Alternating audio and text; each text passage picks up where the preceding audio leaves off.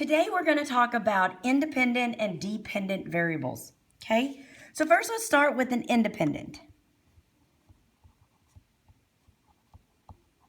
Independent variable. What is an independent variable? The independent variable is the value of the variable that determines the output. It is also known as the x variable. So when we're talking about the x and the y, the x is always your independent variable.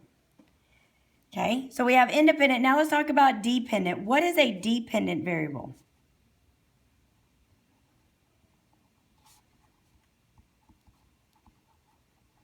Dependent variable is the variable with a value that is dependent on the value of the independent variable, and it's known as the y value. Now, let's talk about that for a second. So the dependent variable depends on what this x value is. So when you're solving an equation for y, your y value depends on what your x is. It depends on what you put. If you have a formula, if you have an equation, y equals 3x plus 5, this value, what it equals, depends on what we are putting in the equation for x, okay?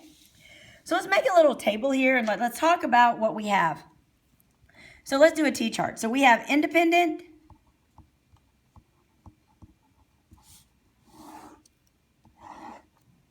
and we have dependent.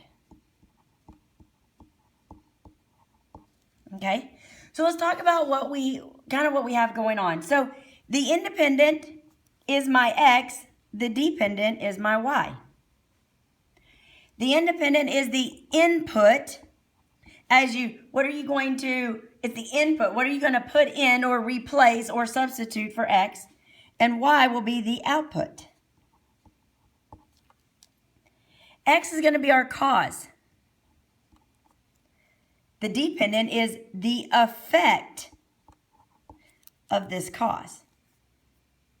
Independence, the before. What happened before? Dependent is after. The independent is also what you do. The dependent is what happened.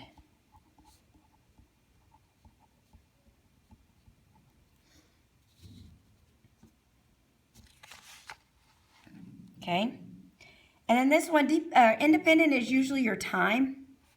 So years, days, and so forth. And your dependent is usually money. But this is not always the case. Well, I'm just messing up, sorry. This is not always the case.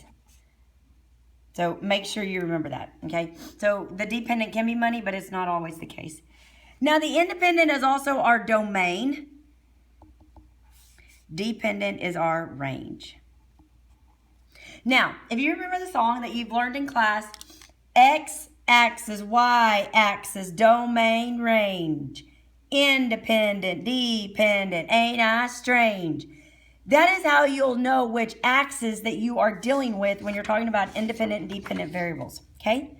But right now, let's look at a couple of word problems. Okay, it says identify the independent and dependent variables.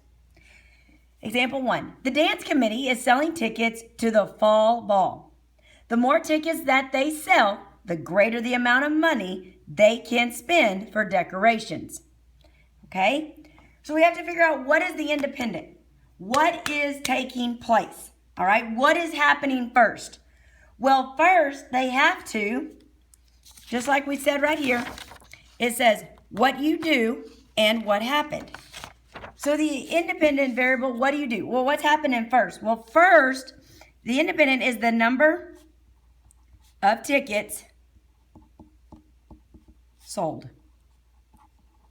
Okay? Because it says the dance committee is selling tickets to the fall ball.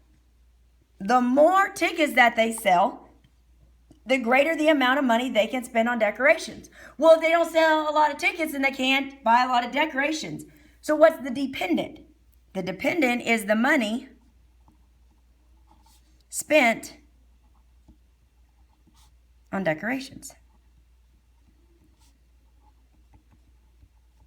Okay? So your dependent, how much money you have to spend on decorations, depends on how many tickets you sell. Okay? Let's look at number 2. Generally, the average price of going to the movies is steadily increasing over time. Okay? So we have to figure out the independent and the dependent on this one. Okay? Independent is usually, if you look at your chart, time. Days, months, years. So time is our independent. All right. So now we know time's our independent. What's our dependent? Okay, let's reread it. Generally, the average price of going to the movies has steadily increased over time. What is changing? What is taking place? It's the price of going to the movies.